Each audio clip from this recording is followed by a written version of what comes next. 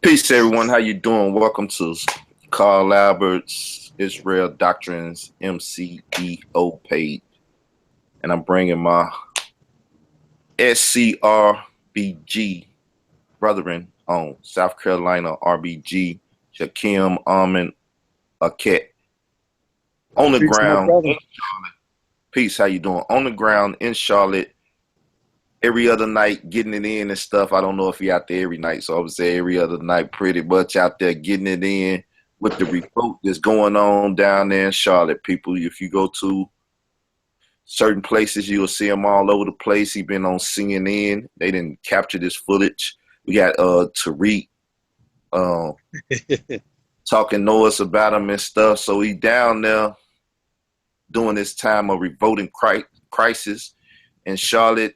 But he's taking the time out before, he go do what he got to do today to holler at me, and I'm honored to have him on here. I had him on before. We done talked about what's been going on down there in Charlotte. And as I said at that time, he got his feet on the ground, and he around the KKK and them folks. And we know what happened to Darren Seals. So we're going to take our time and talk to this brother while he down in the midst of the storm. Peace, how you doing, bro? Man, peace, brother. Man, I'm doing all right. Just out here enjoying some of this weather. Trying to really stay in tune with what's going on. We got a very critical situation. There's a incident, as y'all know, with Keith Scott. A murder was involved. The police chief and the mayor has been doing everything in their will to prevent the video footage from coming out. When that happened, we knew that it was time for us to hit the streets and revolt.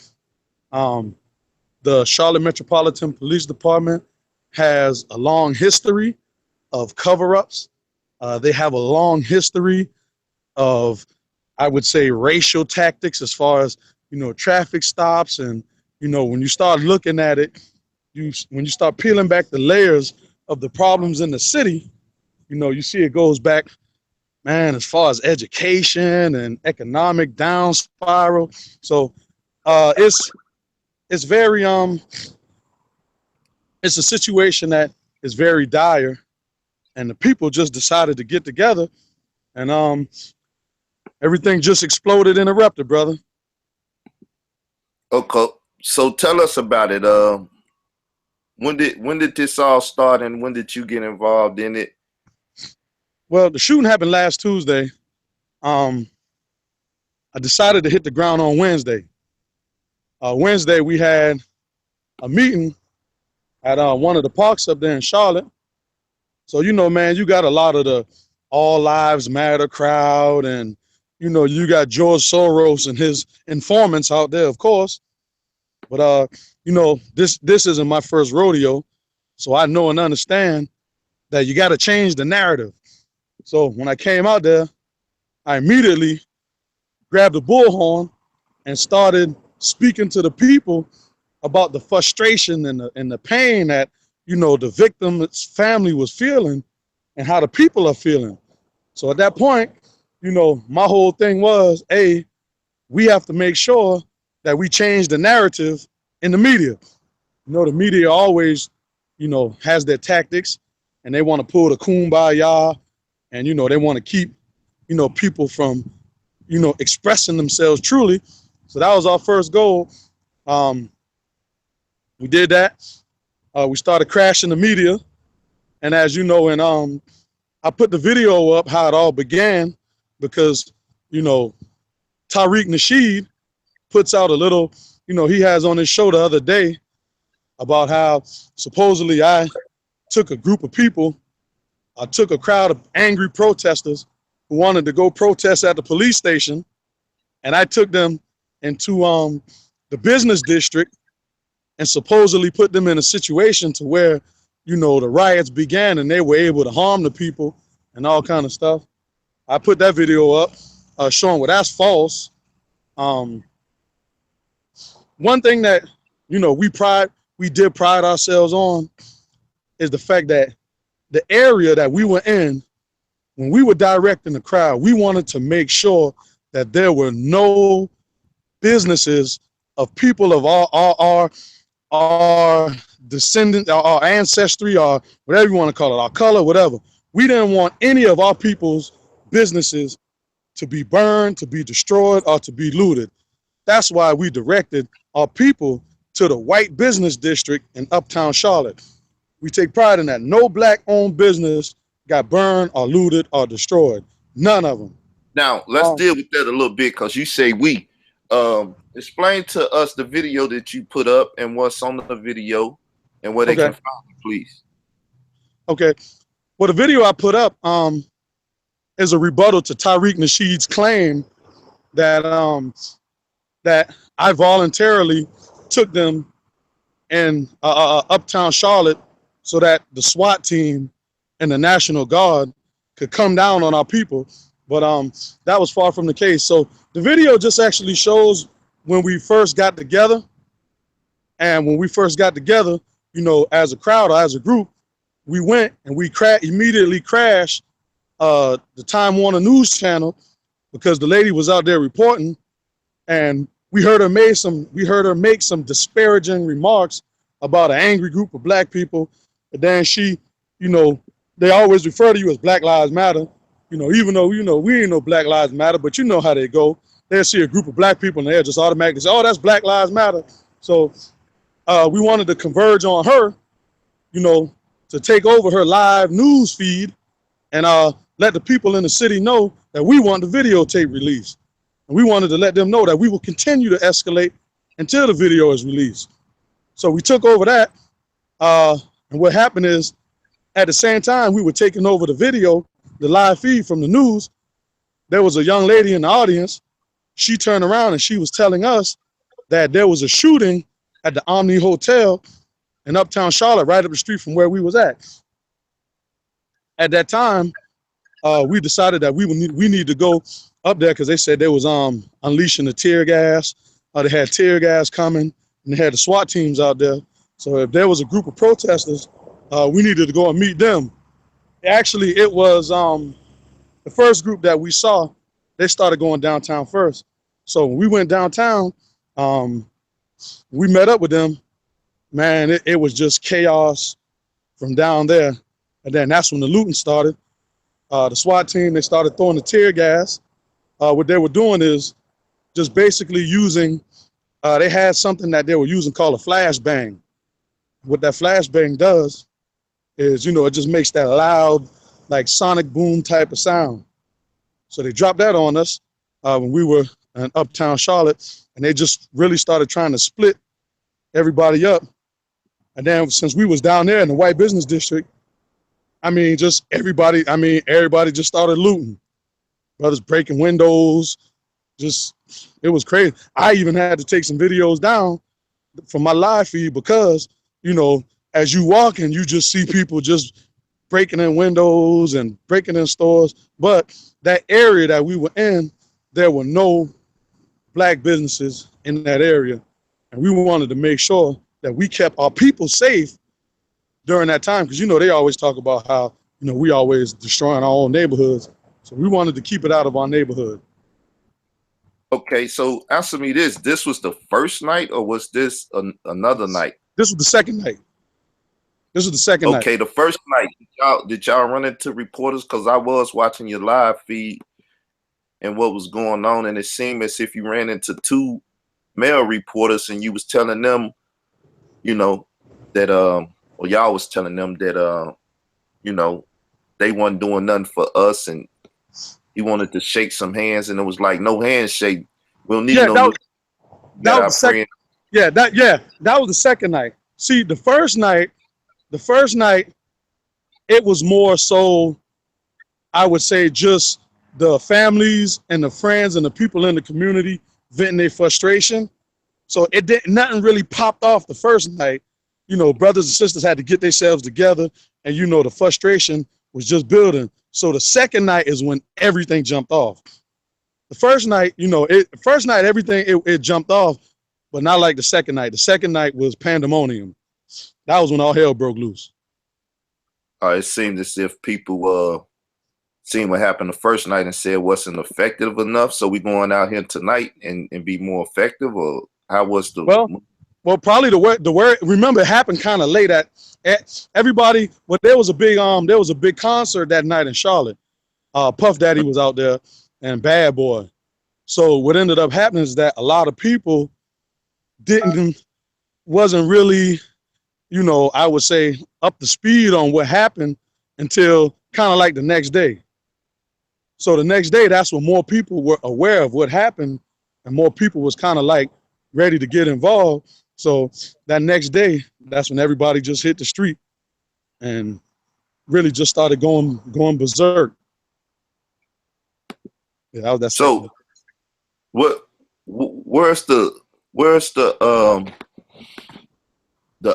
centralized voice of the movement, or is it one? And have you helped in having a bullhorn and speaking out and being somewhat of a centralized voice for all the people?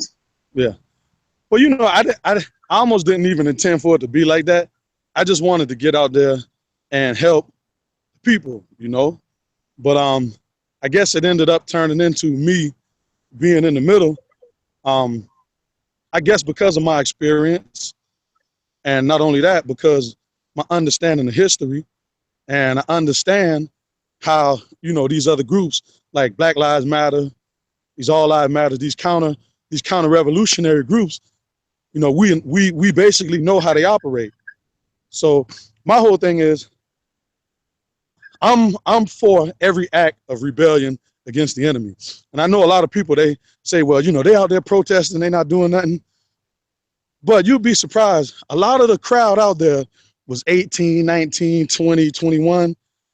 And I was able to meet a lot of young brothers and sisters who are fearless. And when you plant that seed in a lot of those fearless young brothers and young sisters, they listen to you. See, they want older brothers who have knowledge to come and take the lead. That's what they want. That's what they're looking for. But I think we do too much sideline quarterbacking and Monday morning quarterbacking instead of getting out there and talking to the young brothers and sisters while they out there revolting. So that just happened to kind of like make me the leader by default, and I kept having to tell, when the reporters would be like, well, he's the leader. And I kept having to tell them, no, I'm not the leader. The people are the leaders. But that's the only reason that, it kind of made me appear to be the leader, because I understood how, to direct the energy of the people out there. And so what we're doing now is, the city right now is spending millions of dollars on SWAT teams, helicopters. They got the National Guard out here. So the city is just spending an exorbitant amount of their resources. So the message that we're bringing now is upon the family's request, they want the rest of the video to be released. So what we're going to do is we're going to stay out there in the street. We're going to make them spend money, as much money as however it takes, until the rest of the video is released. And after the rest of the video is released and we have an opportunity to look at it, if it, we're assuming right now that it wasn't a gun or it was a glove or something, but we know it's kind of funny. So we still just have to keep putting pressure on the police chief and on the mayor, and we have to work in conjunction with the family and the attorneys. The family has not buckled. So, right now they're still standing solid. They're not telling anybody to stand down. They're still, giving the green light, which is always a good thing when the family is working in the cause. So, we want to just make sure that the family receives justice. And we want to make sure that any sort of acts of, covering up by the police force or the police chief, we want to make sure all of that is uncovered. So have you made these, or the family or you made these wishes known that at the end of the day, everything that's going on now is because the videotape is not out? The rest of the videotape is not out? Yes, that's step one. So basically what we want to do is move in steps, right? So step one is the continued release of the videotape. So, the first thing that the police chief did is after we was applying the pressure, he released the videotape, but you see, he didn't release the whole thing. So it's a reason why he's not releasing the whole thing. So, we're just letting him know that, you know, A, you're not operating with integrity, you're not operating with transparency, and that we're not going to allow you to operate, you know, lacking any integrity or transparency. So we got to let them know that we mean business. And at the same time, you know, my goal is to get these youth and organize them for a long-term agenda. So I got a two-part agenda. One is the short term and one is the long term. So, you know, short term is step one with transparency. And then the long term, step two is organizing for, you know, a greater cause than what we are now. So I just want to make sure I build a bond with these young brothers and sisters out here doing all this rebelling. Yeah, I'm with you. I like info activism, online activism also. So I'm for you know, help make it a hashtag, release the video or whatever, and make sure that people from North Carolina and the world, I mean, you know, South Carolina and the world around, South and North Carolina. I mean, Carolina. I keep, you know, I keep getting this South to it. I know. Carolina stand up, and the rest of the world can stand up and deal with this, and you know, call for the releasing of the videotape. If we can get together and you know, get the police department, phone them and different stuff, you know, we could have everybody call in and ask them release the videotape and put all kind of pressure on them, and not just from them streets as y'all doing. Right. And that most of the world can't you know, merge with y'all while y'all doing what you're doing out there. So hopefully people listening to this will hear that. And if you got any idea for a hashtag or a couple, you could just you know, probably give them right now, and we'll see if we can move with it. Yeah. Well, I don't have any right now. The only hashtag that was really floating and everybody's pushing is Charlotte Uprising. Yeah, Charlotte Uprising. Yep, Charlotte Uprising. That's the hashtag that's floating up right now. Charlotte Uprising. With no S at the end, just Uprising. Okay. So people, y'all hear that? Charlotte Uprising is the hashtag. And if you know, if we can, let's put release the videotape. Most definitely. So that most definitely. That'll be two hashtags that'll tie everything else in. And then, you know, if anybody got the police department or the chief ed or the chief number, this and that, his secretary, get that, put it under the hashtag so everybody can get it floated around and put pressure on the department for the family and everyone else to go ahead and release the videotape completely, so you know what's going on can ease itself and it can move into the next stages of things and dealing with everything that the videotape revealed. So with that, we're gonna move on with the conversation, and we're gonna get with y'all online under those two hashtags and talk more about it. Okay, bro. So what we hear from here? Today is day what? I haven't been keeping up with the days. I know. Today should be day 8. Yeah, So today is day 8. What do we hear from here? Okay, so we just got to continue to apply pressure, right? You know, one thing that I was thinking about before this situation happened, it was kind of like when we was fighting for the Walter Scott issue. In the Art of War, Master Sun, he was saying that the master strategist knows how to actually win a war without physically fighting. He said the war is actually won, you know, before it starts. So what I was explaining to a lot of the young brothers and sisters on the ground, because they're young, you know, I'm letting them know that right now it's not a protest, essentially, and we're not marching. But on a larger scale, it's an economic boycott.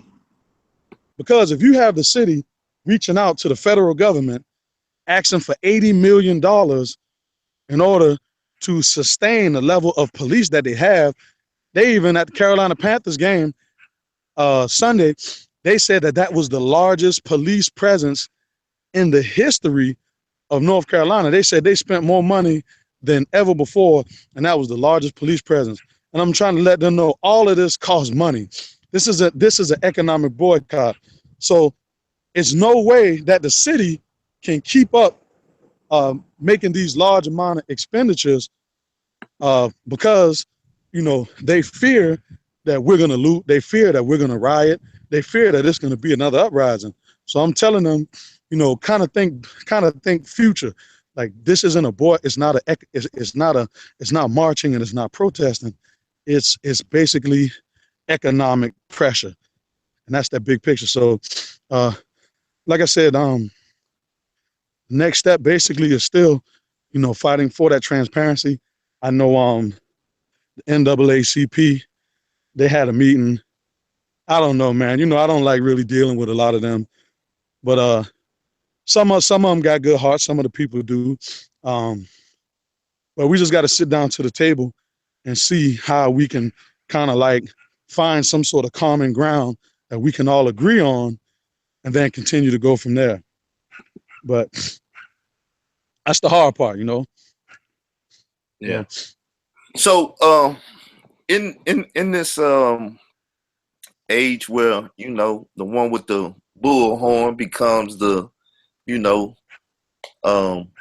people's champ or whatever, as yourself have become, how has the media outlets and stuff reacted to you for the video footage that CNN put up and stuff? Are you getting feedback and kickback for that, or are they looking to speak to you? Well, well, what happens is I just go and crash the media. Like, I don't care if they want to speak to me or not. I'm being aggressive in my approach. And the aggressiveness, and like I was telling everybody in the video, I said, we're doing our own media blackout. You go to the camera, you say what you got to say, make sure you articulate yourself, reasonably. Don't go sounding like you're crazy. Speak intelligently, speak fluently, and make sure you go with an agenda and a purpose. So when you get on there, when you crash that television, you say what you want to say, make a statement, make it real quick, make it effective, because you're only going to be live for a couple of seconds. So we're striking preemptively. We're not waiting for the media to ask us.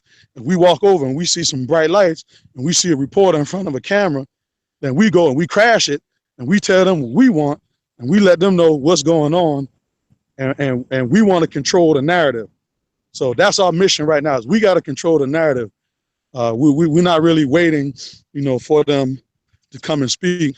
We're giving them permission. It's almost like they got to have our permission to come in our territory. And if they come in our territory, we're seizing the cameras and we're telling. That's why, if you've been noticing, you see a lot of the interviews that, that they're doing out there.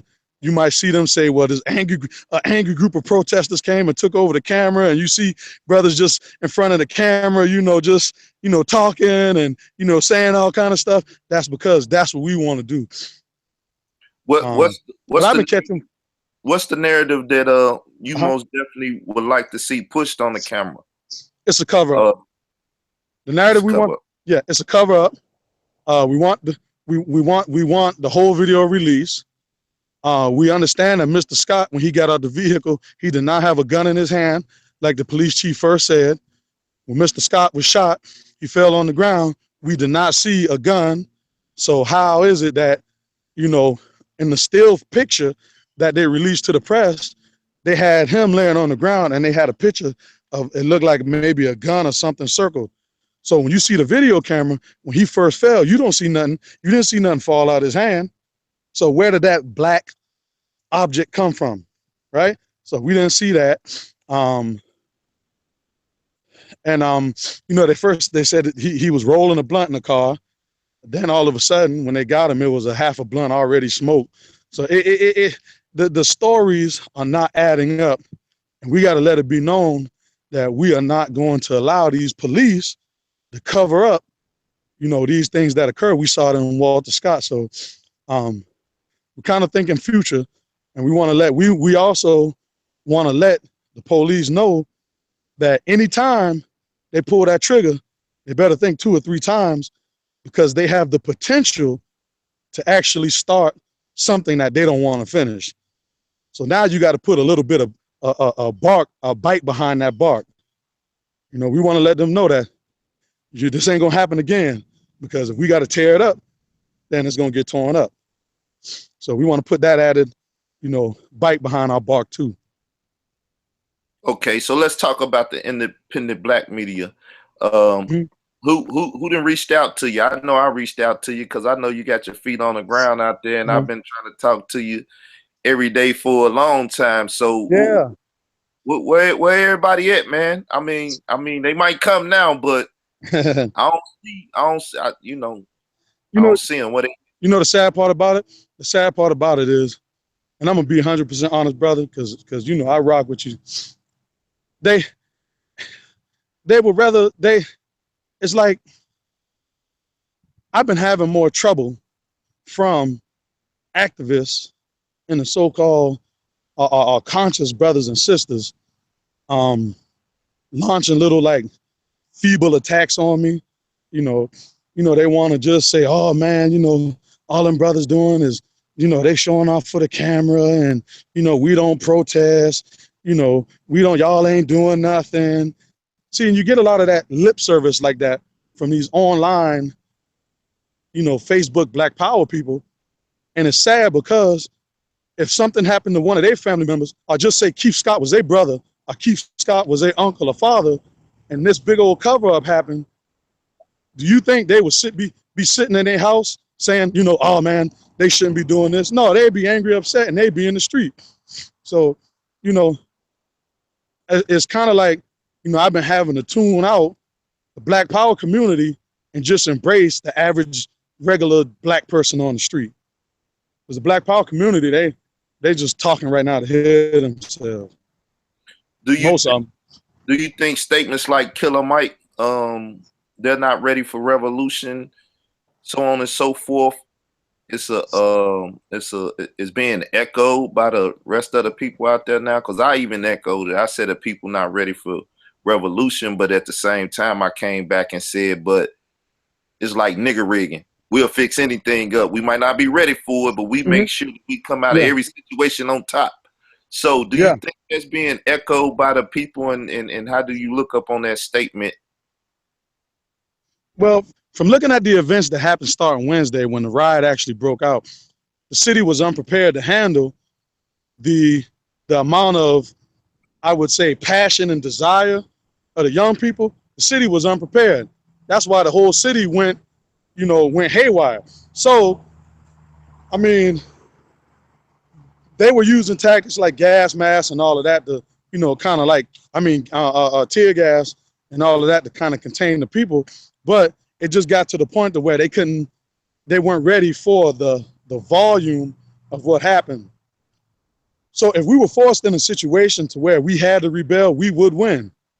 You saw that there were a lot of officers who were out there. They didn't do nothing. They was literally just watching people tear shit up. They didn't do nothing.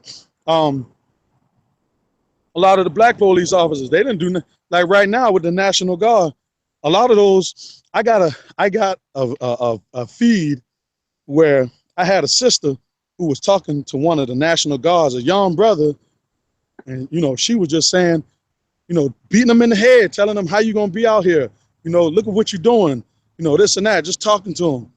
And the young brother started crying. Tear came out of his eye. And the thing is, these National Guard soldiers, they weekend warriors. They work Monday through Friday during the week, and they go on duty like once every quarter or something like that. So they are your average everyday person, and they just have to get up whenever it's time to go to duty. So in all honesty, a lot of them, they're not gonna, if something went out or all out, they're not gonna side with the people who put their uniform on. They're gonna put their guns down and they're gonna be like, man, I don't got time for this.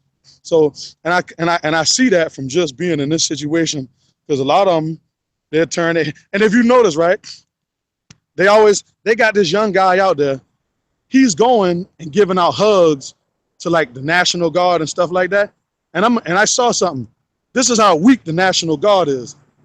The National Guard will allow you to go and hug them. They go shake your hand. They'll do all that stuff. Now keep in mind now, brother, all they got to do, somebody got to do is hug them and then somebody grab their AR-15 and that's a wrap. Now, the National Guard, they'll go hug you and all of that stuff there. But the SWAT team, you're not going to hug no SWAT team member. You ain't going to shake his hand, no nothing. If you hold your hand out, they're going to look at you and they're going to tell you no. So, in all honesty, the National Guard is a weaker version, you know, of the military. So, I believe that, you know, if black people aren't ready, I believe if we got into a situation of emergency, we could do it. The only thing is, if we took over this government, I don't think we'd be able to sustain it because we're not organized enough. But I mean, we could make some noise. Yeah. Yeah. So, as you said, you looking for the future of things and taking the hearts and the minds of these youngsters and organizing them. So, where do you see that headed and stuff? Because I'm also in negotiations and trying to go to Chicago and organize some of that mess up there with some people and things of that nature. Because organization more than anything else, I believe, is what we need now. Right. Once you get everything organized, you can go down a checklist, see what you don't have, and then you can employ people to get them things or bring them things in, or send to another state and say, y'all come here because y'all have that missing piece that it takes for us to, you know, finish our organization. So where are you at with that? Do you see anything else taking priority over organizing and sitting down, having, you know, sessions, meetings, you know, breakfast with each other, and making sure that we handling the business of protecting our community from things like this, being able to understand what talking points need to be put out and stuff? I think you did a pretty good job with saying what the talking points should be and what they should not be. So if you would, you know, help the people in other states as well as those that may be listening from Charlotte. Most definitely. First thing we got to give those young brothers and sisters out there is discipline. That's step one. You got to build your foundation off of discipline. And that's basically what I've noticed. And you know, those youngsters out there right now, if we can kind of teach them self-control, if we can teach them how to love themselves, you know, we need to teach them to refrain from illegal drugs. We need to clean them up, you know, because you can't be an effective fighter if you're strung out on drugs. So you got to be able to think clearly and think sharply and think acutely. So that's part of, you know, the process when getting these young brothers and sisters and you start getting with them. You know, you try to have like a policy, man, where, you know, don't nobody pop no pills, you know, don't nobody sniff no coke, don't nobody smoke no crack. And you got to make sure they, you know, kind of find them a job, or make sure they can, you know, train a person, let them know anything that, you know, can be utilized to forestall the efforts of our movement through illegal activities. We got to cut that out first and foremost. We got to get discipline, you know, and it comes through training, you know, physical training, and also, like I said, getting rid of these bad habits. So I think that's going to be the first step. I got a lot of numbers, a lot of contacts, a lot of Facebook contacts. I tried to make it my goal to stay in touch with every young brother and sister that I met during that riot. And even when we out in the streets now, because we still protesting, if you notice when you look, I mean, you're going to see 300, 400, 500 people every night. So last night it was raining, but you're going to see a lot of people. So, you know, just keep exchanging numbers. A lot of them, you got to let know that, you know, Black Lives Matter is not an organization that's for the liberation of our people. So you got to get them to do that. See, we're dealing with the people who not conscious. So when the conscious, so-called conscious Black Power community goes and start knocking these people, they got to understand that we haven't taught these people. So how can you hold somebody accountable for something they don't know? So, you know, you got these people screaming Black Lives Matter, but they don't understand that Black Lives Matter is a counter-revolutionary force that's, you know, trying to take over. So we got to teach them that. That's kind of like, you know, where we at right now. And I suggest anytime that there's a protest or a demonstration in somebody's city, if you are really, you know, real about organizing, man, go to these protests, get these people number, get their contacts. Even if you don't have an official organization, still build a camaraderie, a friendship. You know, you don't got to have a concrete organization, but you just get together in like minds and you share information and you do certain things together. So, you know, that's my overall agenda, and that's what I would like to let everybody know that they should do in their own city. You know, what would be a good counter chant for that whole Black Lives Matter thing, because they are trying to usurp a lot of what's going on and even put a bad eye on, you know, situations like this where Black people get together and try to unite and deal with situations in the form and the manner that you all dealing with it now, or we dealing with it as a people. What would be a good chant or a good, you know, counter chant to that? Because you know, they're doing their thing and they got the money behind them. You know, as been pointed out, they came out in unison and they was organized with the black boards with the white letters and everything, crisp and clip. They got some money behind them. So talk to us, brother. How do we deal with that? Easy. That's the easy part. The reason why Black Lives Matter is effective is because they hit the streets. See, they in the street. When something jump off, they in the street. The streets are the best recruiting grounds for any organization. So while everybody's saying, oh man, I ain't going out there, man, them niggas protesting, they marching, we've been marching for 400 years. Guess what Black Lives Matter doing? They going out in the street and they getting these young people signs and they getting them involved and they make them feel like they're a part of something that's revolutionary. They're making them feel like they're a part of something that's gonna change. They're giving them that feeling that they're a part of something that's larger than life. They're giving these young people a feeling that, you know, they're creating their own legacy. It's almost like a family. So Black Lives Matter is giving these young people a heart. They're giving them, you know, they're giving them passion. They're feeding their passion. So what we got to do, if you notice, if you watch my videos that I've been doing when I was out in the streets, you never hear me getting involved in a chant unless I get tired. The reason why is because when I'm out on the bullhorn, I'm feeding information. While I'm walking, I'm telling them, you know, let's talk about Malcolm X. Let's talk about what he did. Then I'm giving them some history on Malcolm X and how he fought. Then I'm telling them about Nat Turner. I'm talking about revolution. I'm talking about uprising. Anytime I'm on the bullhorn, I just don't go and say, you know, all power to the people, all power to the people. You ain't gonna never hear me say that. What I'm doing is I'm giving a history lesson. So as we're walking down the street, I'm telling them that we need to evoke our ancestors. Our ancestors are here. What about Sojourner Truth? Sojourner Truth was a freedom fighter. She died. She shed blood. Then we talk about Nat Turner. Look what he did in Virginia. He took over. See, I'm giving them like a halftime speech that a coach would give to a team that's losing, to give his team the heart to come back out after halftime to go take back the lead of the game. So I'm straight. When I'm on the bullhorn, I'm straight in motivation.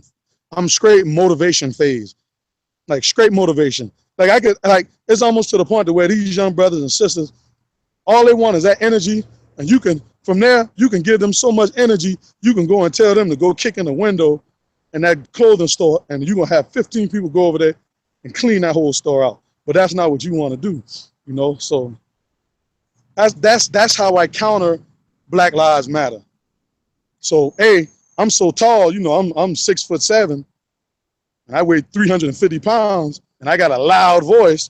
So immediately, I'm like towering over everybody. So with me, with a bullhorn in my hand and me being so loud and have a real loud voice, I'm gonna drown everybody out anyway. I'm gonna drown everybody out. So I'm hearing you, brother. I'm hearing you. I hear you. I heard you with the famous chant, Black Power in this motherfucker. You know. Yeah. Yeah. Woo. Yeah.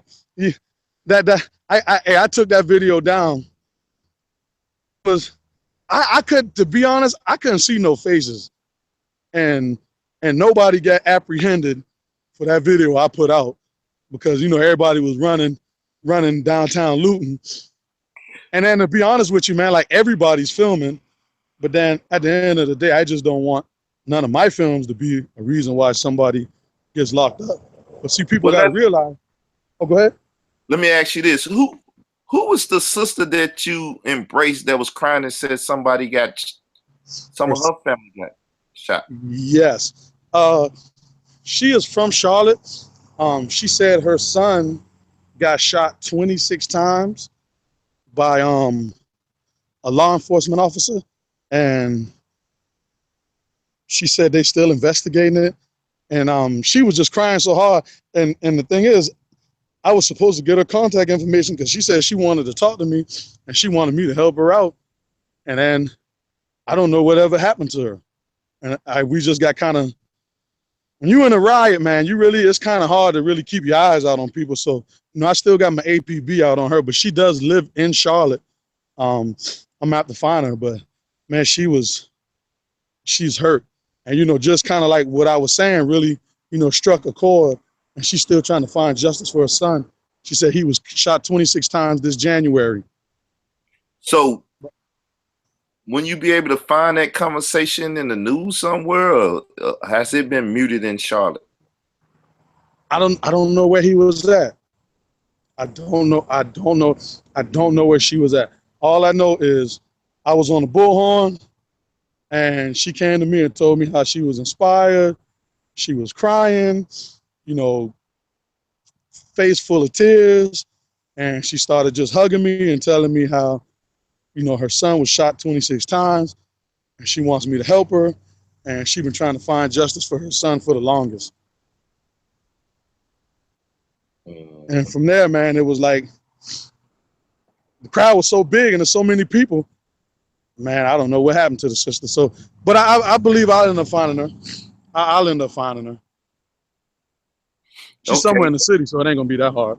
Yeah, hopefully you put out that call and people most definitely get a contact or lead you to or whatever.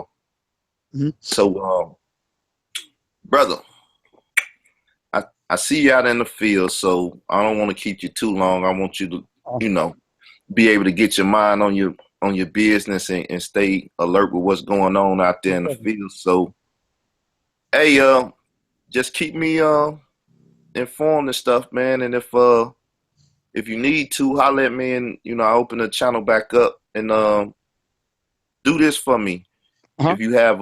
If you have any contacts with people, if they want to get in touch with you to talk to you about this, this independent black media and stuff, then people on YouTube and different things, even the people around there, if they want to kind of get in touch with you, I know you got your filters up too after being attacked by Mr. Yeah. So give them your information, whatever you can give them, so they can get in touch with you, where they can find you or whatever. Okay. Well, y'all can find me on Facebook, Shakem, Shakem, Akhet, Akhet.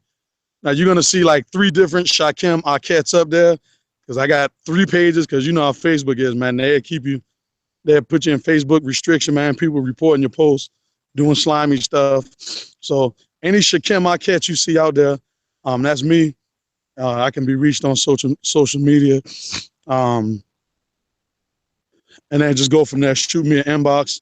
Another thing that I really want the people to do, that's very important, when y'all see us out in the streets in large numbers, especially during a riot or a protest, and you see and people on the ground, give these people information. Like when CNN started talking about potentially using the tear gas and all of that other stuff, if y'all are watching the news, call somebody, call me. Hey, brother, we just got a report on CNN that they about to let the gas go. That's how we were able a lot of times to kind of get ourselves out of situations, because the media will report things, because of course they want to keep the media out of the way. So let them know, hey man, they about to shoot rubber bullets, or the SWAT team is about to get the gas, or they about to roll the tanks in. So when y'all hear that stuff on TV, and we are on the ground, you got to let us know. Let us know what's going on so we can prepare ourselves for what's going to happen next.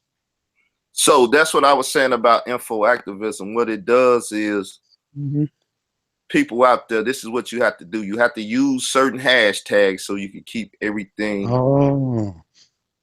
lined up. So when you hear this stuff, if you're out there on the streets and you have the ability to use your phone, hashtag, this is what's going on over here. Hashtag, this is, at the same time, that you're giving information to the enemy if they watching the hashtag. But at the same time, you helping your comrades. So it does people like myself that's sitting here, like we're command center. If we're watching the news, as he say, hit that hashtag. Yeah.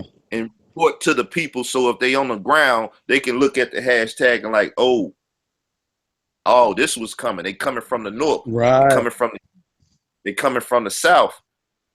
So it's kind of like Bill Belichick or whatever. Yeah. You got to get them out there and watch the team and know all they plays before they do it. So when they line up, you got it. So for all those that's keyboard revolutionaries and stuff, then, play your part the way you're supposed to play it. Know how to, call plays from the skybox. Right. Okay. Now we're on the same page. I like that. Matter of fact, I'm gonna get with you and put some stuff together, man, and kind of like, have you to help out and assist. I don't know. I can't really say the worst is over, because we still gonna keep applying pressure. So and it's like really tense. The air is tense. It's still very tense. So we just keep pushing and keep banging. And like I said, our goal, I'm gonna let you go, but our goal short term is to continue to make the city spend millions of dollars daily on just having security, helicopters in the sky, hundreds of SWAT team members, National Guard. We want them. And I was trolling the National Guard, and I was telling them, I want this to be y'all permanent home. I don't never want y'all to go home. I don't even want y'all to sleep. I want y'all to be out here all day until the city breaks their damn budget. Because eventually, that's what's going to happen. There's going to be some concerns about the money that's being spent. So that's our short-term goal. Okay. So hopefully everybody right now, to be a good info activist, what you do is take this video, because it's not about me, it's about the people on the ground and the information that people need about what's going on out there. I think the brother dropped plenty of nuggets about what's going on, what's needed, why it's needed, and everything else. So start talking about it, people. Start relaying the information to the people. Like I said, if you use those hashtags that we talked about, right? And I'm gonna go get them now, and we're gonna deal with them. Yeah. The hashtag on this video is Stand Up Charlotte, right? Right. You got Charlotte Uprise. Uprising. Release the videotape or release the whole tape or whatever, whichever one catches is the one we roll with. Okay. Right? And then that's pretty much it. Yeah. Justice for Mr. Scott and things of that nature. Once you start making them active, but most definitely we might need to talk about one for those that's on the ground. Once we talk about that one, we can come up with it. Then that's the one you use. And whenever y'all see the forces coming from the north, the south, the east, and whatever, then you let them know, like, hey, we over here and they coming this way, or we over here. Like I said, this is a communication hub. If people gonna call their people, they gonna tell them, hey man, they coming from whatever street, or they coming from over here, or they got they you might want to avoid this street because they heavy over there and stuff. And this is how you communicate with each other in a time of Revolt. Most So definitely. we just have to coordinate people and talk to each other and deal with things. We not ready. Killer Mike say, I say we not ready. But just like I said, when it's going down, we ain't got time to cry and complain. It's Right. time to improvise and get ready. So Right. all Right. hands on deck, from the ones with feet on the ground and the ones with their hands on their Twitter fingers. They Twitter fingers ready and stuff, and Mhm. hashtag ready. So Right. Right. And one last message before we sign up, brother.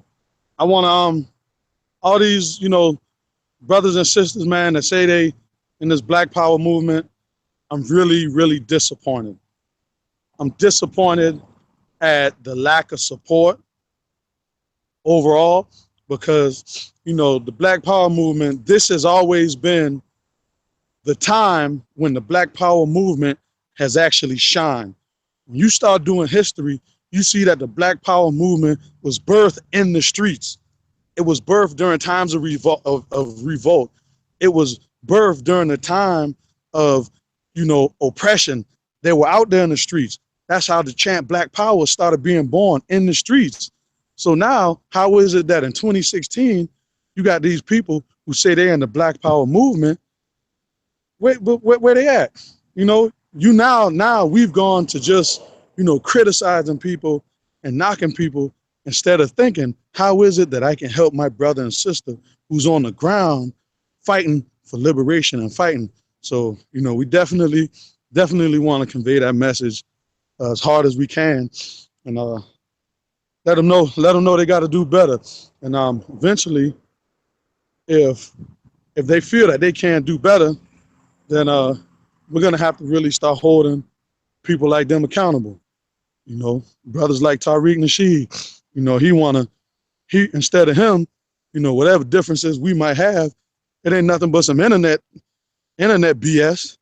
But whatever differences that you have, you see brothers and sisters on the ground, and we fighting. This is the time to put together your petty differences. Send the people some water. You know what I'm saying? All us out here, thirsty and all in the streets. Man, people should be buying. Say, okay, we're gonna send 100 cases of water down there to them people out there in the streets. We all thirsty. Don't know, you know what I'm saying? You got the white folks out there trying to hand me bottles of water. I'm scared. I don't want to take no water from them. You know what I'm saying? So we gotta. That's the type of thing that we have to do and aid and assist each other. But yeah, the Black Power community, man. I'm on the verge of calling a lot of them out. Because we saying we RBG and we revolutionary, but gangster. I can't tell. I don't. Where's this gangster part coming from? Where are you a gangster at? You a gangster when you want to make a 2-hour, YouTube video dissing your brother, or you want to make a 2-hour YouTube video calling somebody an agent. But I don't know if that's the gangster that they talk about. But peace, brother. But when we start talking about, RBG, this, everybody want to be gangster and have this persona that they some tough guy. But then when it's time to fight in the streets with these beasts, they ain't nowhere to be found, brother. So yeah, well, um, I don't even know what to say after that. But yeah, I feel you. I feel you, brother. Right now our people are delusional about a lot of stuff.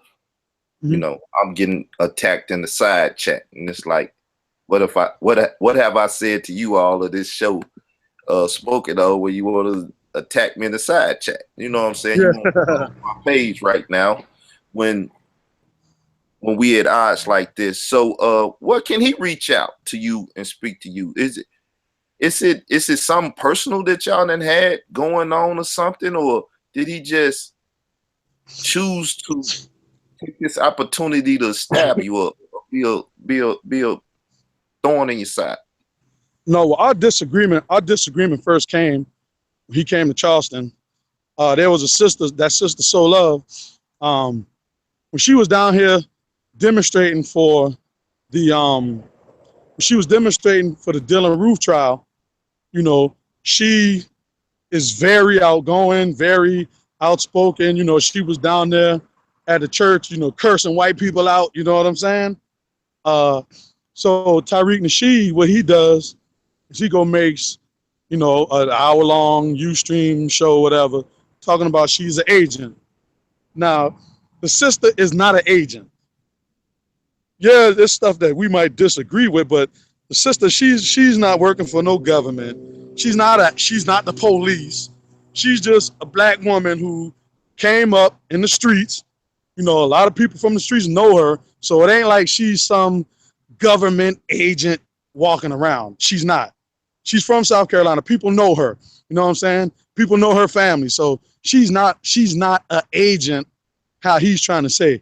She's just a sister who's very outspoken, and some people like her, some people don't. That's with everybody. But the brother goes off and start calling her agent.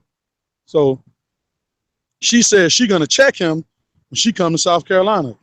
So to make a long story short, she come to South Carolina, and we got it all put together to where she gonna check him. You know what I'm saying? Because I wanted her to be able to check him and ask her and ask, you know, what's going on, because the brother did talk a lot of smack. But I'm thinking that, and he keeps saying, oh man, they tried to sabotage my show. Nobody tried to sabotage his show. The young lady was gonna wait until question and answer. She didn't say nothing. Anybody who was in that venue, even he admitted it when I called him, that sister had not said anything. When he saw her, he decided that he was going to tell the security that she needed to be escorted out in order for her to finish his lecture.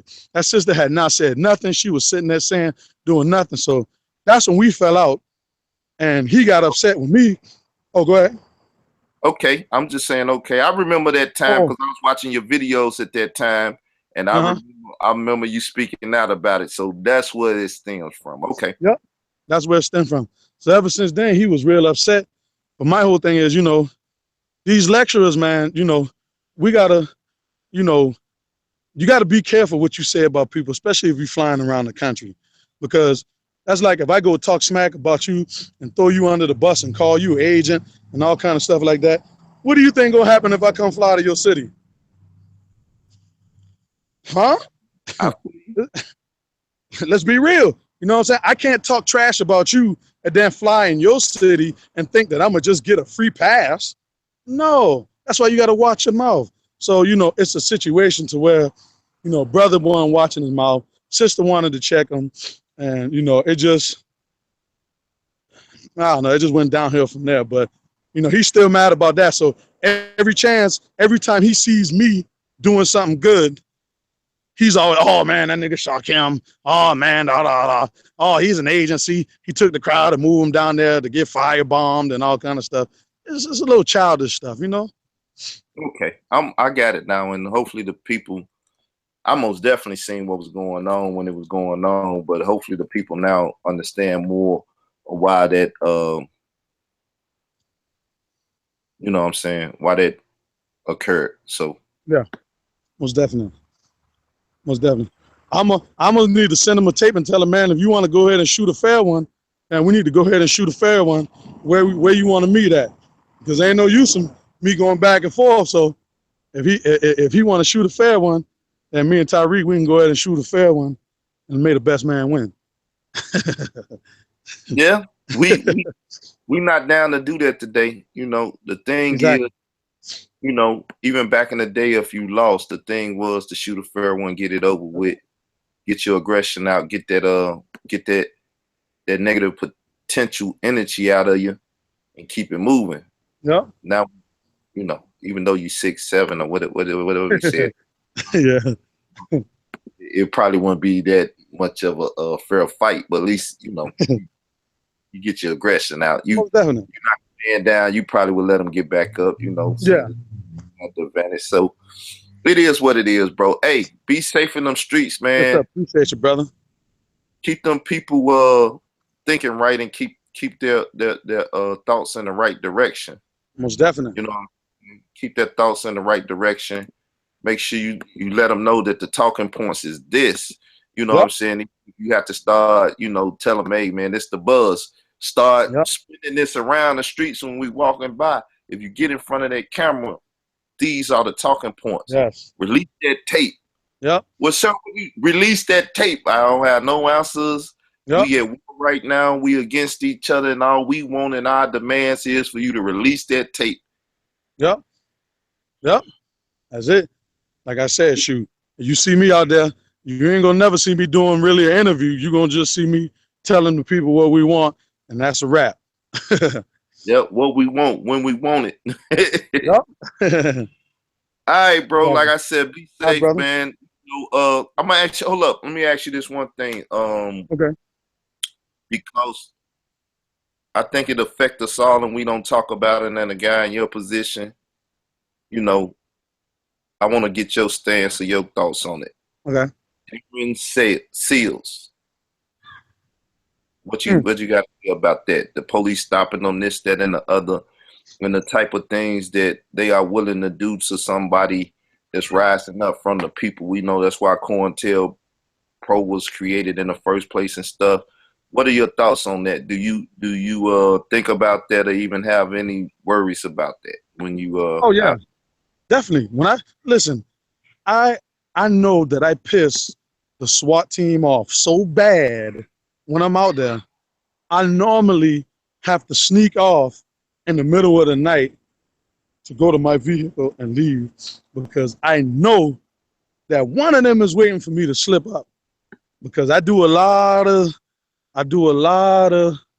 cheap shotting. You know what I'm saying?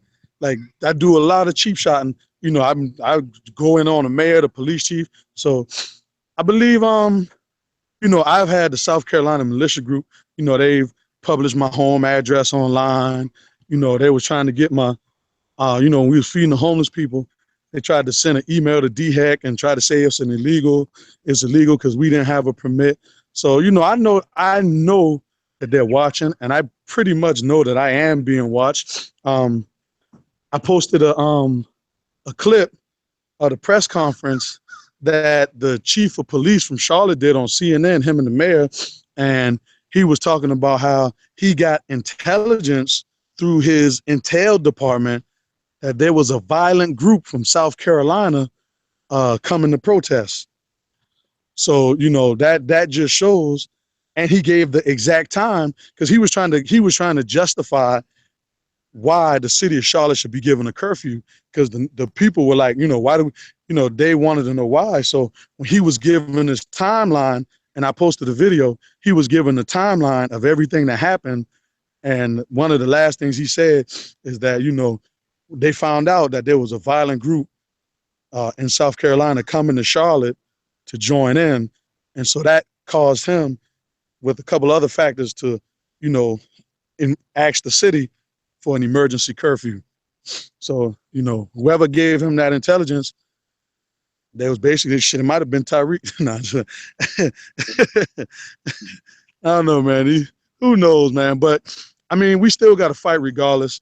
You know, them VC, they snitched on him, but he still did what he had to do. Snitched on Nat Turner. He did what he had to do. So, you know, we still, you know, we know that there's people who will turn us in, but whenever we sign up to fight for liberation, we understand that we're doomed from day one.